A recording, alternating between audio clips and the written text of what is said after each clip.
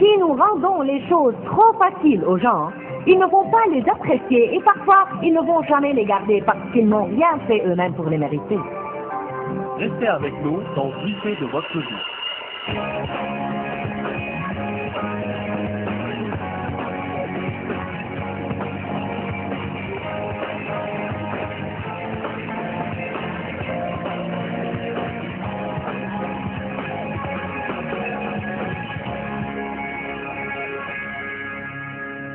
Nous allons parler de comment les gens peuvent vous rendre fou. Vous savez, il y a une chose intéressante à propos des gens. Ils sont partout.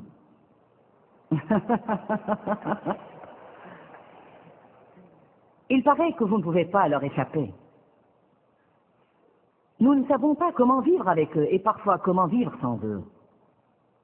Ils nous frustrent car ils ne changent pas. Nous voulons qu'ils fassent ce que nous voulons qu'ils fassent et qu'ils agissent comme nous voulons qu'ils agissent. Et ils ne le font absolument pas. Qui parmi vous ici ce soir a quelqu'un dans sa vie qu'il souhaite vraiment voir changer?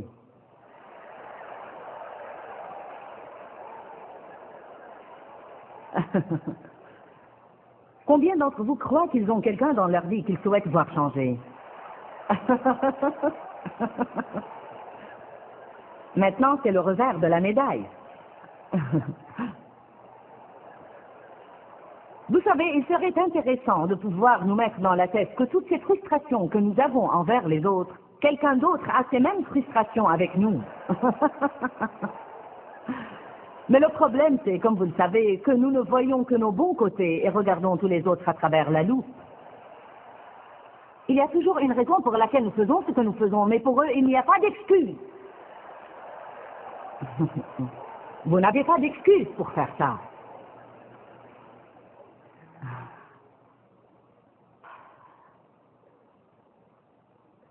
Romains 12, 16 nous indique une voie pour nous entendre mieux avec les autres, et je veux que nous allions la voir. Pour nous, c'est une chose difficile à faire, mais je vous le dis, si vous voulez avoir des relations pacifiques, vous devez apprendre Romains 12, 16. Et si vous n'apprenez jamais Romains 12, 16, et je ne veux pas dire le lire, mais l'apprendre. Il y a une différence entre lire et dire Amen et activer la chose dans votre vie. Nous ne connaissons pas une chose en la lisant. Nous la connaissons uniquement en la pratiquant. J'ai toujours voulu que quelqu'un d'autre s'adapte et s'ajuste à moi. Et puis j'ai lu ce passage. Vivez en harmonie les uns avec les autres.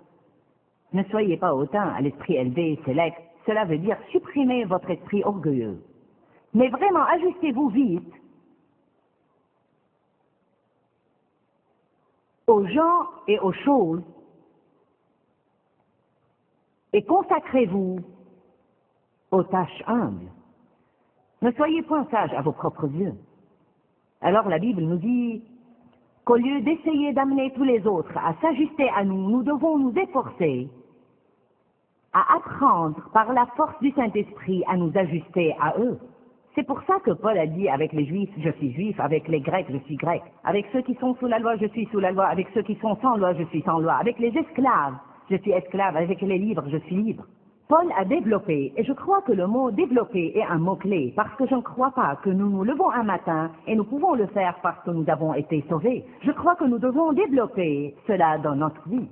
Il avait l'attitude exceptionnelle d'être tout ce que quelqu'un d'autre avait besoin qu'il soit, si cela allait être la meilleure chose pour le royaume de Dieu. Je vais vous dire une chose, si vous avez une onction sur votre vie, et que vous voulez servir Dieu, vous devez alors avoir la paix, et il est dans votre intérêt de faire tout ce que vous devez faire pour maintenir la paix dans votre vie, parce que si vous n'êtes pas en paix, l'onction de Dieu va être entravée.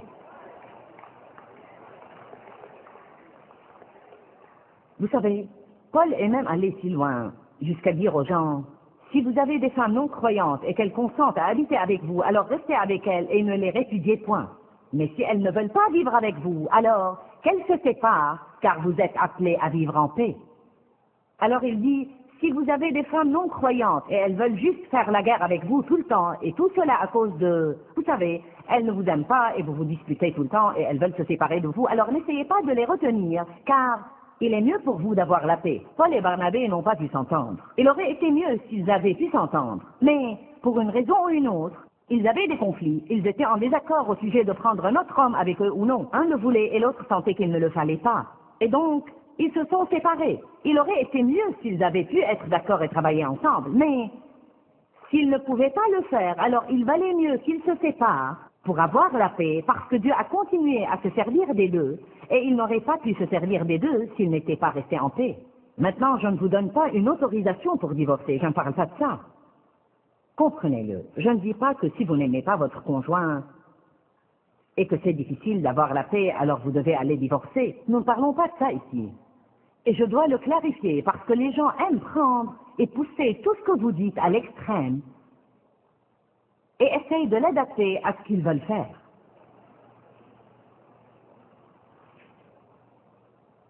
Adaptez-vous et ajustez-vous aux gens et aux choses.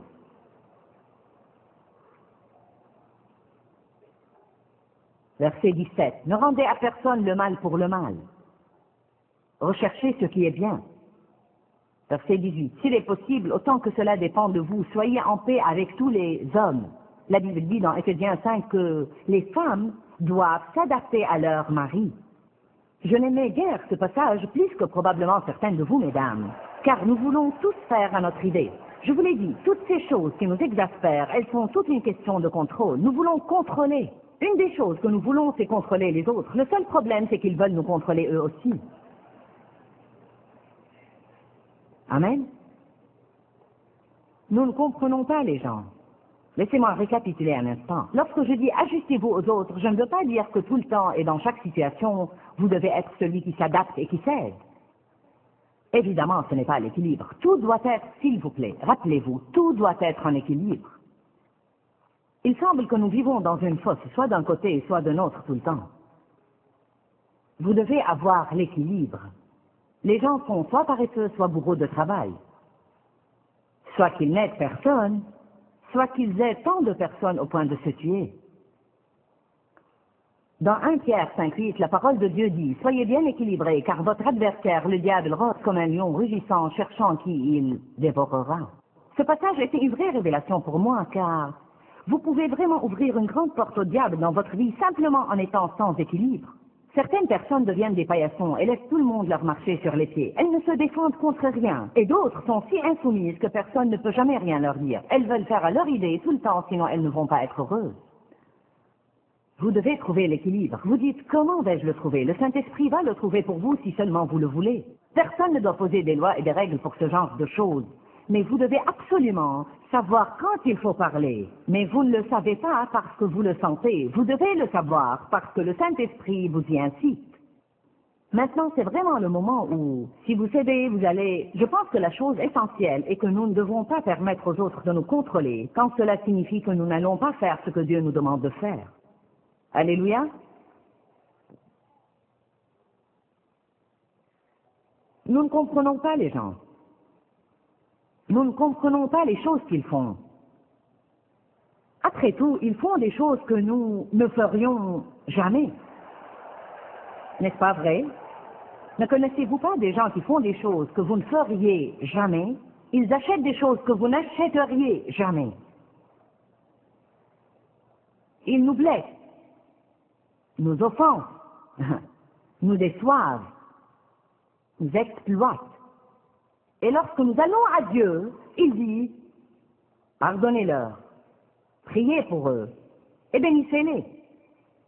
Il ne semble pas y avoir quelque chose pour nous là-dedans. Êtes-vous avec moi? Combien d'entre vous me suivent ce soir? Les gens de notre vie sont gâchés et brisés et nous voulons les réparer. Mais ça ne marche pas toujours car ils ne veulent pas être réparés.